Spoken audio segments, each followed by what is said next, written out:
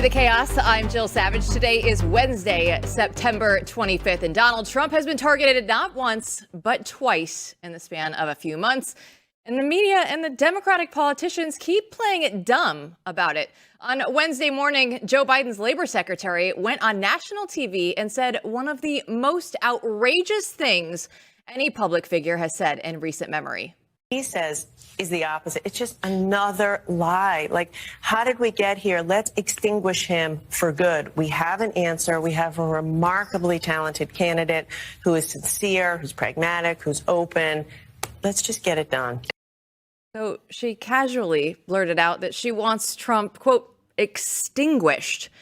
That's unbelievable. So Democrats, they try to defend themselves by claiming that Donald Trump is a threat, although he's not one in power right now. He's not the one weaponizing the government to go after his political opponents. Hank Johnson of Guam could tip over fame recently summed up this disingenuous narrative. I'd like to know if you think it's time for Democrats to stop calling Trump a threat to democracy. No, fact of the matter is that he is a threat to democracy. No, I think we should be clear that he is a threat to democracy. Do you think that the rhetoric, though, needs to be toned down? I think his rhetoric should be toned down, absolutely. Listen, these are the facts. He is a threat, period, point blank. This dangerous rhetoric comes in the aftermath of two assassination attempts on the presidential candidate. And one of these attempts came inches away from killing Trump. It actually got his ear, and another man was killed. And the left is still not backing down from their inflammatory language. So to join me now to discuss all of the threats on Donald Trump's life and what he faces ahead in the 2024 election is Matthew Peterson, editor-in-chief of Blaze News, and Blaze media investigative journalist Steve Baker. So Steve, let's start with the comments that the labor secretary made, where she said, you know, he should just be extinguished. Right? I think that we were supposed to be toning down the rhetoric, were we not? I don't want to hear them make any criticisms of Trump saying we have to fight like hell January 6th. I'm tired of these comparisons. We make statements like that all the time, that we're targeting a district. That we all know what that means. These are innocuous statements. Fight like hell was said in the context of fighting to be sure that we had an accurate and a fair and free election. That's what he was referring to. He was not sending his Trump supporters over to the Capitol to fight like hell. In fact, he actually said the exact opposite, that they should go over and peacefully, patriotically let their voices be heard. And other than that, it's like, what is the threat? I mean, what is the actual threat to democracy? I'm still wondering. Doesn't seem like democracy was shooken to the core when they threw all those people in jail after January 6th and still are every day. It's wearisome. It is wearisome. But let's get to the meat of the matter. We do have real news coming out, official report out about what the heck happened in Butler. So what do you make of this? We have a new United States Senate Committee on Homeland Security releasing to us another 134 pages of not all new stuff. Some of it is a retread of news information that we already know, but there's some embarrassing moments in that report. I think the most embarrassing that I ran across myself, and actually it was sent to me in an early morning text from a journalist from an actual MSM media company, and what he sent me was what he sent me was an excerpt from the report talking about how the counter-drone specialist, now the counter-drone specialist is the person that is going to take care of what really and truly most security experts believe is the biggest threat that we have today to any protectee's security, and especially outside, and for these outside events. And so the actual expert only had 3 months of experience and training on this system to begin with. He gets there at 10:30 in the morning, sets up his system. It's not working. He thinks he's getting signal interference from some other equipment. So he moves to another location on the farm site there. He tries again. It's still not working. So you know what he did for the next several hours? He called an 800 number and got tech support from the manufacturer of the counter drone system. They still couldn't get it to work. Now, at this point, now we remember that Crooks flew a drone about 3:45 for a few minutes, and then he was done making his surveillance. And guess what happened then? They finally figured out that they needed an Ethernet cable to make this system work, which they borrowed from the sound and light and audio visual They always company. have 'em. You're right. So they borrowed that. He finally gets it operational at about 4:30. This is an embarrassing. So what's failure. worse, that or the fact that we know that the Secret Service was informed of the shooter 27 minutes before Trump was shot and didn't pull Trump off stage? Yeah, we really knew about that. We had enough, and when I say we did, it may just been me and Joe Hanneman because of our sources. Inside sources, there. but now Right. externally, people know. Externally, that's been revealed. That is embarrassing, but that goes back to the communication problem, which is something that should have been solved decades ago. This is not a new problem. This is a problem that has been worked on in so many other episodes before, including 9/11. It was supposed to have been solved, these interagency communication issues. It still hasn't. Now, that's either incompetency or they don't care. Yeah, it's truly remarkable, and just every time you hear it, even when it's old stuff, it's still new to me because it's so shattering. It's unbelievable, and here we are. So we're going to trudge on with a good attitude and a winning spirit, and we're going to go to the second. There we go. Trump's life. There it is. Let's talk about the second assassination attempt. And Roof, what's the latest in that case? The latest in that, actually, I want to first make a quick comparison between July 13th and then the West Palm Golf Course assassination attempt, because going back to the drone issue, we learned from the acting director of the Secret Service, Rowe, that they had, in fact, failed to put up their own drones, surveillance drones, in Butler, and that they had also turned down the offer from local law enforcement to use their drones. So now they already have a double embarrassment related to drones. Do we have any drones over the golf course in Florida? We don't know for sure, but we know that a drone with the right detection equipment would have seen Routh hours in advance because he was there for 12 hours before he was discovered. Okay, let me throw one at you just because I've been wondering about this particularly myself and thinking about it, talking to other people. What if it's the case that they don't want to talk about drones that they have because, secret, even though anyone can buy a drone. So what if it's the case though that as the guy was walking out, right? Mm-hmm. They had a drone, like at that time. If they had had one, yeah, it would have been great because they would have been able to track him for a long period of time at that point, and they would have found him sooner than they did from the stolen license plate that a bystander took a photo of. Okay, but I swear initial reports that someone said they were able to track him with the drone initially.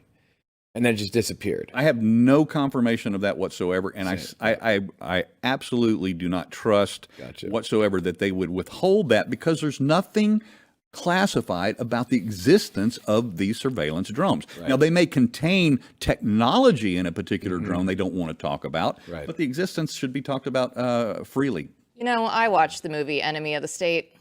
There's a ton of stuff. Once you get to the end of that movie, you're like, there's so much. And Jill, let's not even talk about what year that movie came out in. That's what I'm saying. This is you don't not want to know how new much technology. Advanced that is. Steve, thanks so much for coming on the show. My pleasure. Thank you, Jill. When we come back, is Kamala Harris's VP pick compromised by China? J. Michael Waller will break it all down for us next.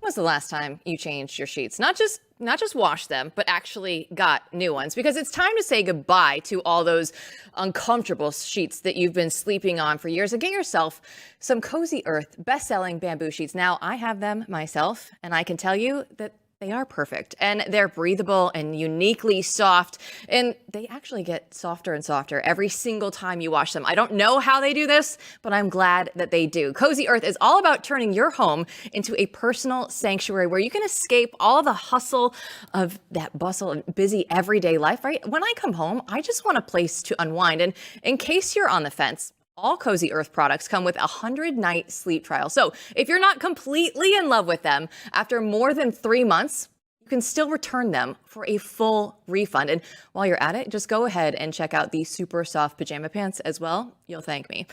Your peace of mind matters. This is why you should make a wise choice this election season and embrace the comfort of Cozy Earth and feel the difference. Go to cozyearth.com/Jill and use code Jill for an exclusive discount up to 40% off. And if you get a post-purchase survey, say that you heard about Cozy Earth from this show. The Chinese Communist Party is undertaking massive influence operations in the United States. In fact, it successfully infiltrated the Biden family, as demonstrated by the GOP's recent impeachment report. But the question now is Kamala Harris's running mate, Tim Walz, also compromised by communist China? The Oversight Project recently released a report with a spiderweb of CCP connections to Tim Walz, and that should look very familiar to anyone who has followed the Hunter Biden saga. But despite Walz's extensive connections to China, the FBI refuses to tell Congress who the Minnesota governor was there in China with, and the 30 times, or who his connections are even. And this is why America First Legal is suing the FBI to get this crucial information to the American people before the 2024 election and not after. So as China expands and deepens the subversion of the U.S. government, the House Oversight Committee Chairman Comer is sounding the alarm. America's adversary is the Chinese Communist Party, not the Chinese people, who are victims themselves of this regime. Finally, the face of the Cold War the CCP is waging, federal agencies should fulfill their responsibilities to the American people. Federal officials should use their platforms and authorities to equip America to strengthen their communities and create the new technologies that will secure a strong future for the nation. Today, federal agencies are ill-prepared to face the CCP threat. Joining us now to make sense of China's infiltration of our politics and to figure out if Tim Walz is compromised by the Chinese Communist Party is senior analyst for strategy at the Center for Security Policy, J. Michael Waller. He joins us once again. He is the author of the 2024 book, Big Intel: How the CIA and FBI Went from Cold War Heroes to deep state villains. So thank you once again for coming back on, because this is such an interesting topic. I want to just kind of put it out there in a big picture at first. How deep is this when we look at China and the United States government, right? How deep is this? It's really deep. It's down to the grassroots level here in America. Several years ago, Secretary of State Pompeo gave a speech to the National Governors Councils, and all 50 governors of all 50 states, bipartisan, and he spelled out exactly how the Chinese Communist Party is targeting states, cities, and towns down to the local politician level, saying they've targeted every single one of you governors, left, right, and center. They've classified whether you're friendly, lukewarm, or hostile, and they're going to figure out ways to deal with you. They've targeted your staffs. They've targeted your state legislators. They've targeted even city council members and other elected leaders. So this is nothing new. And Tim Walz has known it all along because he was a governor. Michael, yes, one of the things that I like to say, and I don't have quite the words for it, but I need someone to wordsmith it for me, is that the relationship that we have with China is so deep that no one even regards it as corruption, right? I mean, it's normal in Washington, D.C. If Russian collusion is a big problem, but getting millions of dollars to China is just what you deserve by moving to Northern Virginia. I mean, that's how it works.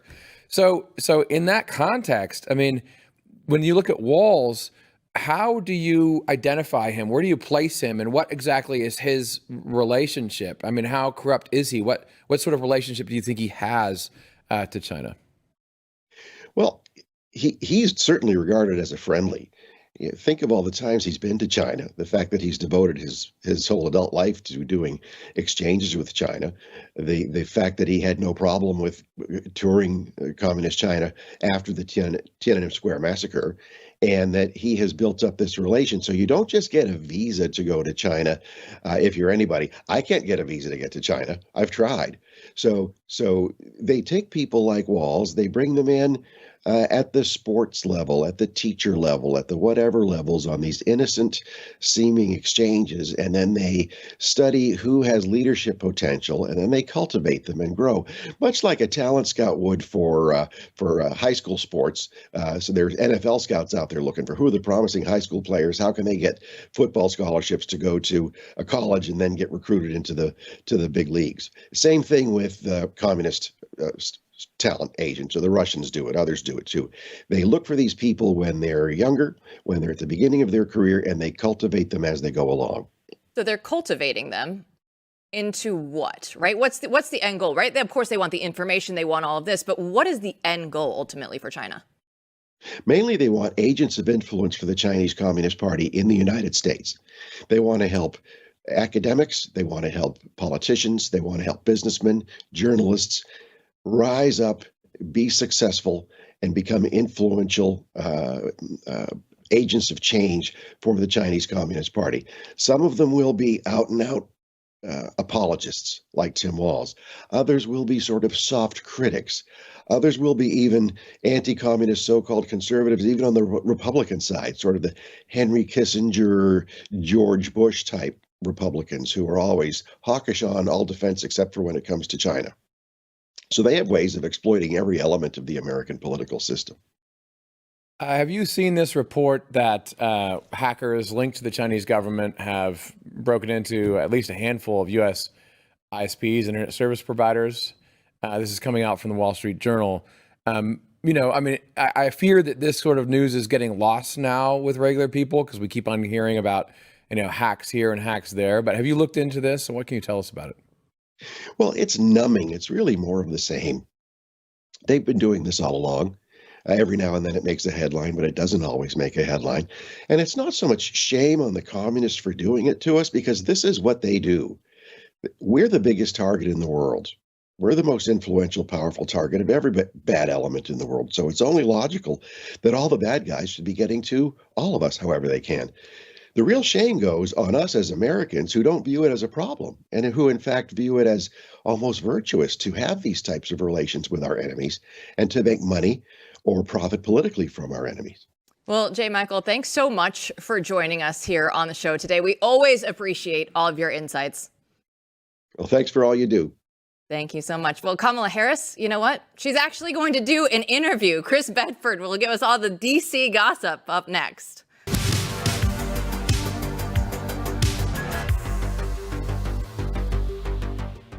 And Election Day is coming up, but you don't have to wait until November to vote, because you can vote every single day with your dollar. At goodranchers.com, you can make a powerful choice to vote for American meat, support American agriculture, and make your voice heard for transparency in our food.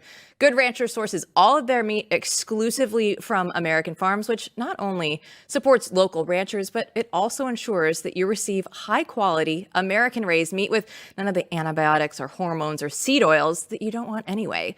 So by shopping from goodranchers.com, you're making a statement about the kind of values that you stand for: quality, hard work, dedication to American tradition. And right now, Good Ranchers is having a presidential promo. So for a limited time, you can get a free add-on for a whole 4 years. And that means that when you subscribe to one of their boxes, if you decide that you want extra plain chicken breasts, Angus ground beef, apple smokewood bacon, or wild-caught salmon in your order for every 4 years, you can get it. And it's the perfect way to ensure that you have that high-quality American meat in your kitchen. And every cut is pre-trimmed and individually packed and sealed, which honestly makes your life easier, because it's no more messy meal prep, no more wasted food because of freezer burn or poor storage packaging. Good Ranchers helps you get the most flavor and value out of every ounce of meat that you buy. And in this economy, that matters more each day. So don't miss out. Use my code Jill to claim this presidential promo worth over $1,200 and also claim $25 off your first box plus free express shipping and bring 100% American meat to your family meals in 2028. It's goodranchers.com, code Jill. Goodranchers.com, American meat delivered. Kamala Harris has announced a new interview.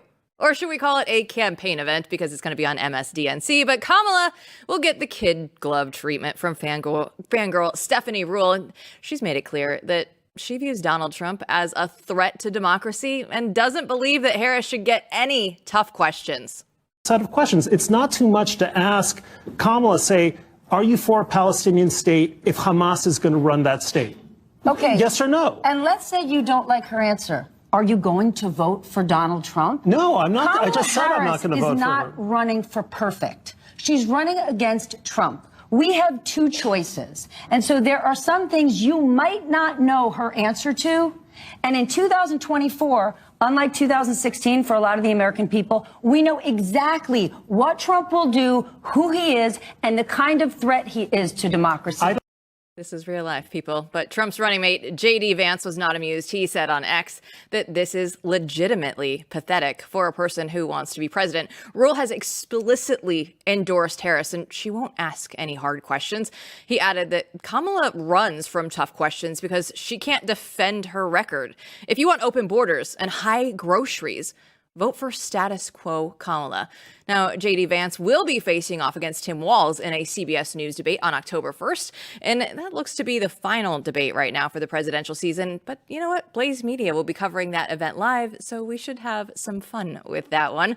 But Americans will get their chance to see Trump and Harris in dueling town halls hosted by the Spanish language network Univision. And the channel announced that earlier today. And, you know, Trump's town hall is going to be on October 8th. Harris's town hall will be on October 10th.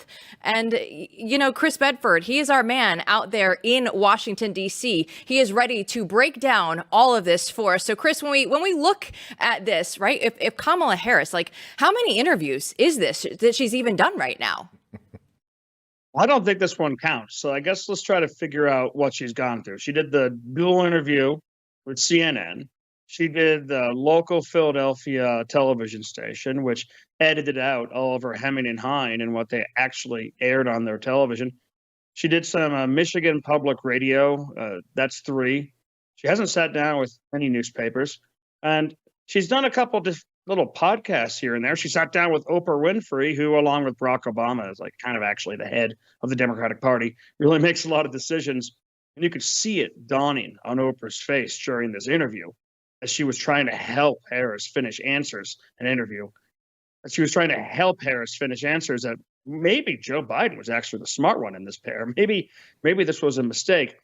And I would put this Ruhle interview in the same category as I would put Oprah Winfrey. It's not serious. And it's been really embarrassing. I was particularly embarrassed for that Philadelphia reporter who had an opportunity here to ask questions that a lot of other reporters would really like to ask. And he completely squandered it. I know that there's some respect that you're supposed to show for the office. People don't really do that for Donald Trump or J.D. Vance. There's some respect you're supposed to show. But when you ask someone about their policies, when you ask someone about anything that's uncomfortable, and they do the same thing she's done across multiple interviews, which I think is like read from a cue card and say, well, I grew up in the middle class, but that doesn't tell you any specifics. It reminds me of that debate performance where she said, I'm going to address your concerns one by one, and then only address the one that she wanted to talk about.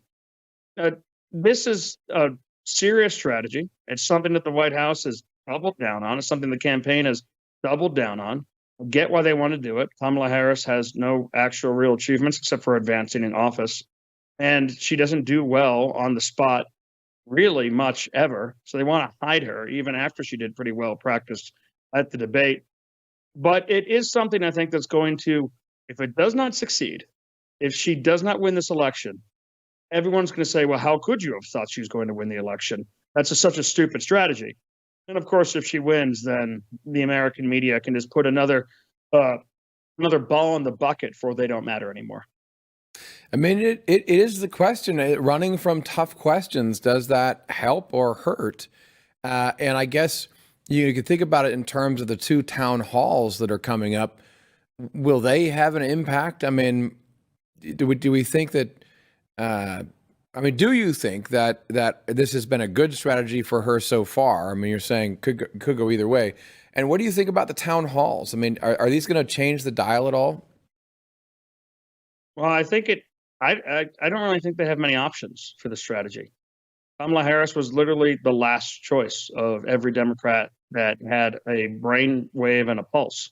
No one wanted her because they knew that she was not up to the task. So then the question becomes, can we prop her up like some kind of Wizard of Oz hologram until she's elected? And if you're in America right now and you actually really truly are undecided, then that might be a good strategy. You're talking about Donald Trump on the one hand, one of the most well-known people on the planet, probably the most famous person living right now on the planet, and then Kamala Harris, who's at least vice president. And there are people who are still scratching their heads, and those folks you may want to appeal to with vibes. As you and James Poulos have talked about a lot, vibes carry a lot in this country. And Kamala Harris, the person, Kamala Harris, the policies, Kamala Harris, the flip-flops, well, that really harshes on the vibes. But Kamala Harris, just the lifting ideal, the person who represents change and improvement, well, that's something that maybe someone's going to check the box Democrat for, especially when they think that Donald Trump, a known entity who's done dozens and dozens of interviews, both hostile and friendly, you know how that person makes you feel. Now, with Univision, I'm unsure. I mean, Univision's first meeting with Donald Trump, the interview was attacked by corporate media for not being hard enough on Donald Trump. And the reporter said, listen, my point was to let our audience make a decision and learn more about this candidate. I doubt they're going to change that strategy much in the next 2 town halls, maybe a little harder on Trump for that reason. I think he'll handle himself fine. But with Kamala Harris, they're going to try and say, all right, Hispanic voters, here is the person, here's their policies. If that means actually trying to draw something out of her, well, then good luck. It's hitting a rock with a stick. Well, Bedford, you definitely brought the vibes yesterday when you had your interview with Andy Harris, the new Freedom Caucus chair. I want to know what kind of reaction you've gotten over there on Capitol Hill from your interview. I've gotten a lot of people pinging me starting very early in the morning. Fortunately, I had school drop off this morning, so I was up at an ungodly hour for a godly Catholic school. But the big pull away was that people were excited, especially in the American right, that the Freedom Caucus had already started to signal that while Johnson that very morning had been telling people there will be no omnibus, we're not going to do that, there would actually be accountability for that. At least there was a caucus of members beyond just the people you can count on, the kind of congressmen and congresswomen who go around D.C. with 2 middle fingers in the air, pop off on the news that night, and then go home, that there would be a growing resentment. And this is the threat that Speaker Mike Johnson faces right now. There's really no one who wants the job. There are very few people. Steve Scalise, a couple others actually do want the job, but not a ton of folks. There's not a lot of appetite for a fight to take him out. Right now, he's about to pass this 3-month budget, basically a huge concession to Democrats and to the hawks and the GOP. And he's going to most likely have to do it with 2/3 of the House of Representatives voting. A lot of Republicans are going against that. He's going to suspend the rules to do this. That means he's going to have to pass it with Democrat votes. Democrat votes is basically how he's done every single thing he's done in his speakership. He's essentially, we've written about this a lot, we've talked about this a lot, a speaker for the uniparty or the Democratic Party. But if he comes down to December and is too afraid of risking a 3-day shutdown, he doesn't want to do that. And he's willing to pass a bloated omnibus or to even split it into 2, do a trick, 2 minibuses, as some people are worried, and pass that with Democrat votes. Well, now the chairman of the Freedom Caucus is on the record saying, we'll take you out as speaker, and they have the votes to do it. So where are we in the fall of Western civilization? Well, nobody even wants to be Speaker of the House. Chris Bedford, thanks so much for joining us. Great to be back. The aforementioned James Poulos will join us because he has the scoop on the weaponization of AI in California up next.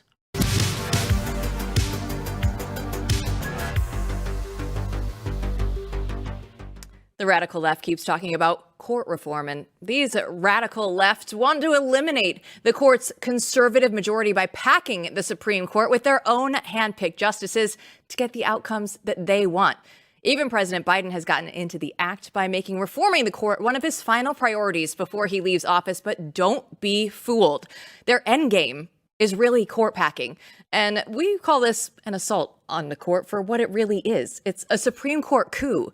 These extremists want to eliminate the court's conservative majority by packing the Supreme Court with their own handpicked justices to get the outcomes that they want.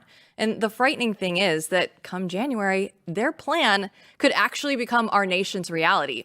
Simple majority votes in the House and Senate combined with the president's signature could turn their plan to pack the court into law. But right now, if we unite our voices, if we take action together, we can put a stop to the radical left's plan to take control of the Supreme Court. And the future of the court and the preserving of an independent judiciary is in our hands. If we lose the court, we lose the country.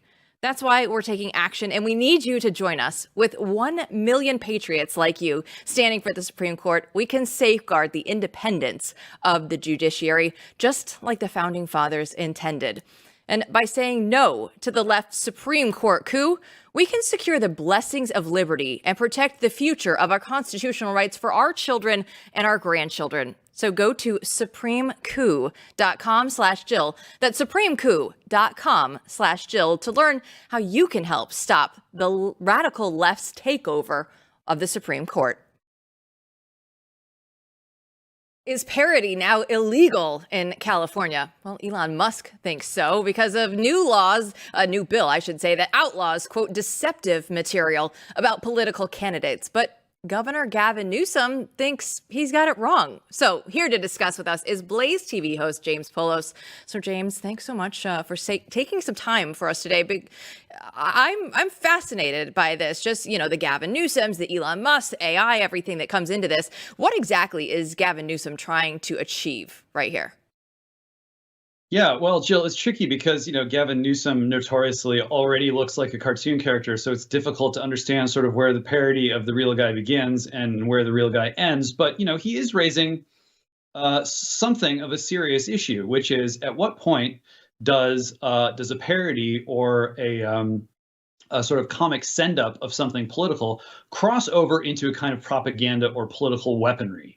This is just something we're going to have to wrestle with as time goes by. There isn't a bright line between a meme and an active sort of, you know, an op in an info war. It is a blurry area, and Newsom is trying to show that he's cognizant of the fact that this kind of stuff can become bad.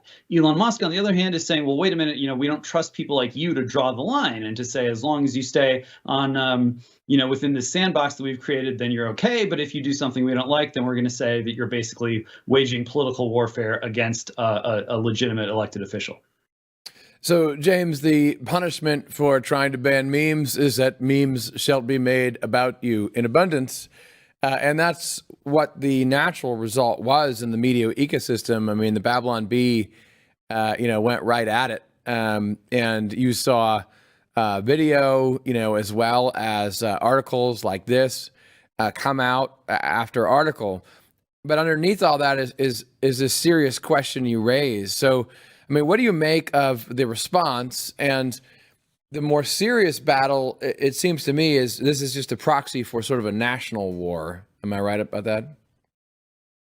Well, you know, I hesitate to call this an irrepressible conflict, but you just look at the pieces on the ground and how people are trying to deal with this. And it's tough to see how we can all just sort of agree to disagree when it comes to, in effect, criminalizing free speech of a certain kind.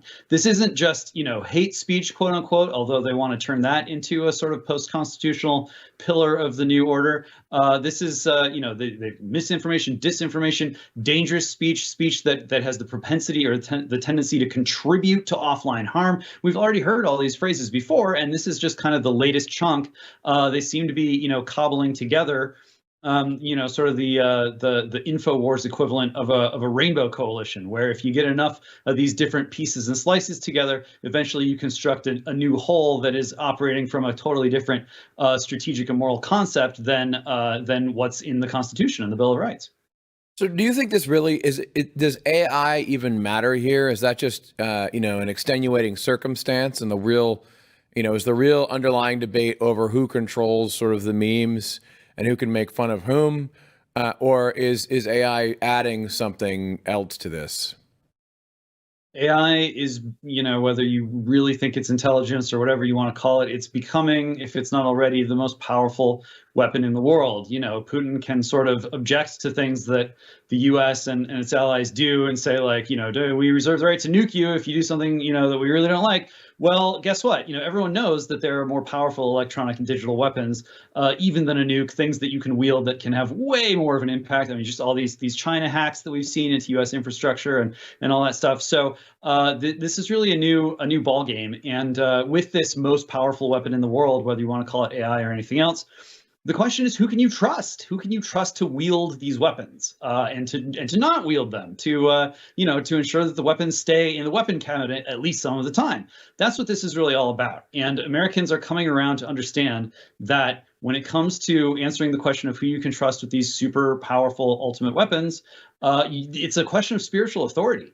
And right now, I think what you're seeing is a struggle to determine who among the elite has this kind of claim to spiritual authority, where enough of the American people will say, okay, this is the person who is worshiping the right thing or the right things, and we look to them for that kind of spiritual guidance, and on that basis, we trust them with the most powerful weapon in the universe. Well, I mean, I don't know about you and Jill, but I certainly, when I look at Gavin Newsom, I immediately trust him as a spiritual authority. Of course. I mean, look at the man. Of course. When I was listening to James here right now, what popped into my mind was something that freaked me out earlier today, James, because Glenn Beck has one of those like digital AI dogs that was literally running up and down the hallways of Blaze Media, and it was freaking me out to no end. Have you seen one of these yet? Not in person. Oh my gosh. I'm telling you.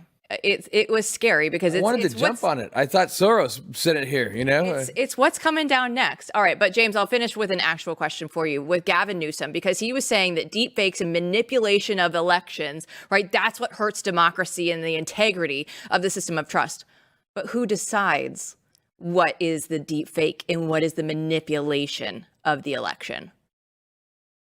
It's a tough one. I mean, we know as a matter of historical record that the U.S. government, especially the parts that are full of people who you can't vote in, can't vote out, never know their names, they meddle in elections. They overthrow governments. We've seen it happen. You can take the sort of very principled version of this and say, and that's why the United States is an evil empire. Or you can take the more, forgiving or generous or maybe cynical attitude of like, politics ain't beanbag. Whatever it is, we inhabit this universe. And if all this fight is about who becomes officially authorized, sort of gets that government blue check to manipulate information, and who does not get that blue check, that is the end of democracy as we knew it. That is the end of our form of government. That is the end of our constitutionally guaranteed, not just protected rights, but really just the very structure of what's not just political, but our socioeconomic system. So this is real stuff. The fight is not going away, and you look at everything at stake, and you can understand why the people in charge right now are not looking forward to maybe relinquishing power come November or January or whenever that happens. James, I think everything worked out fine back in 2020, right? It was just COVID that they suppressed. It was just the Hunter Biden laptop case. Everything was fine. I'm sure they won't do it again. Thanks so much for joining us. A former journalist in Springfield joins us to tell us what's going on with the Haitian migrant crisis. Up next.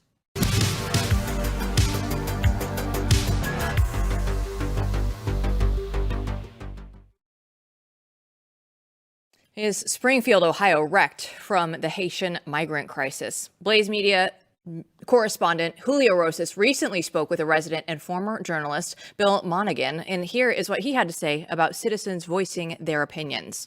Has there been kind of a concern among people who see this problem in being able to voice their opinion about it because they might be afraid of being accused of called racist, saying that you're just hateful. It's just Middletown America not wanting foreigners.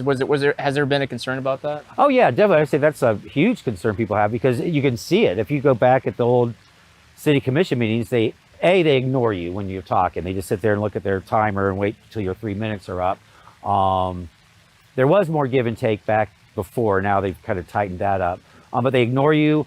They insinuate that your concerns are based in some sort of misplaced racial antipathy. When people are raising, again, issues like lack of affordable housing, lack of housing at all, jobs that aren't posted locally that are being basically hired out through temp agencies that have contracts to bring mass migrants into Springfield, into the area. So yeah, you know, so again, being ignored and being called racist is, I think, a big part of the reason why people are concerned about talking. Bill joins us now. So thanks so much for your time. I want to start with just asking you how your town has transformed since the migrants arrived. Well, again, I think the big thing is the impact it's had on housing. Rents went way up a couple years ago, and I'm sure they're still going up more. And people are getting put out so that they can bring in migrants who are able to pay more because they're getting subsidized. There's also concerns that the public safety system was kind of bad for a while. Springfield has led the state in certain categories of violent crime for a long time. And we passed a levy to increase police and fire services, but somehow we ended up getting less. There's slow response time by the police, EMTs. They're hampered. A lot of times they'll go to a situation where no one speaks English, so they have to wait, get an interpreter on the line. That, I understand, costs like $1.50 a minute to this bill to the city. So like a 15-minute call might end up being a 45-minute call plus all the added expense. Schools are being overcrowded. Special education programs those slots they seem to go to migrant children first, so that kids that need like special education can't get it. Healthcare is overrun. The public health service in town, Rocking Horse, they're not taking new patients. Last I heard, you have to go a couple counties away to get public health services. Job and family services, from what I understand, is usually full up with migrants getting services, and it's a lot of the workers there on the customer service line speak mostly Haitian and very little English. So if you're a citizen that needs help, they'll have to sometimes lead you out to the back to get help. So yeah, I'd say it's been a big strain, especially again on the poor, the working class, and middle classes. Bill, as editor-in-chief at Blaze Media and someone who came from and has lived in a smaller community, I have to say, like, just personally, I almost hate to send Julio. I hate to send everyone to bother people and make things worse. But of course, the reason we do it in our situation is because we just want to hear from you and let the voices of Springfield speak because of what the media has already begun to do in your town. I'm just curious, personally, this has got to be kind of crazy. Like, all of a sudden, this media scrutiny is coming in from all sides. I hear something with the mayor sort of taking emergency powers. I don't think this is going to end. Everyone there should realize that just the way it is, the only way out is through. It's not going to end until the election's over, right? I'm sure everyone realizes that. But talk to us a little bit about what it's been like in Springfield since this started. Since the media attention, yeah. I think it's made things. It's heightened the divisions in the community. Again, when people raise concerns, they're talking about economic concerns. Yeah, some cultural clash things, but the opponents, the visiting team, the proponents of the mass migration, they always go back to, your comments are racist. Your comments are hateful, and there's really not been much in the way of, that kind of antipathy at all. Again, people are worried about not being able to afford housing here. Or if you can't afford it, all your money is going to your housing. You're left with very little after that. Yeah, it's just creating a lot of hardships. The extra attention, again, I think it's just highlighted the divisions that were here, that kind of artificial divide of anything you bring up, we're just going to go back to this playbook of calling you names and ignoring your concerns. So it's just made matters, I don't want to say they've made matters worse, it's just intensified it. I mean, I think it is good. There's national attention on this. People are starting to realize this is already happening in other towns. Yes. And yeah, I just hope people in towns where this isn't this far along can see what's happening here so they can maybe take measures to safeguard their communities from being just completely overrun. Bill, how long have you lived in Springfield?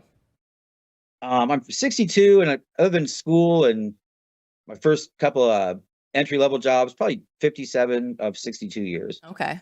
In about a minute that we have left with you, I know it's so difficult to even just put this into words, but do you think that your town will ever return to what it was, what you grew up with, what you knew most of your life? Oh no, that's that's out the window. I think again, no matter how the election goes, I don't think there'll be a lot will change here. I think it might slow things down. It might even reverse it a little bit. But it's going to be a very different town, and it's been changing, for decades, but this has really accelerated kind of the decline for, again, working class people. Well, Bill, thanks so much for taking some time to talk not only with us, but also with Julio Rosas earlier this week. They were great. Julio and Charles and Scooter. Yeah, they were great to work with. I appreciate your guys' time. Thanks so much, Phil. Thanks. Yeah, and we'll have videos coming out of Springfield all week long.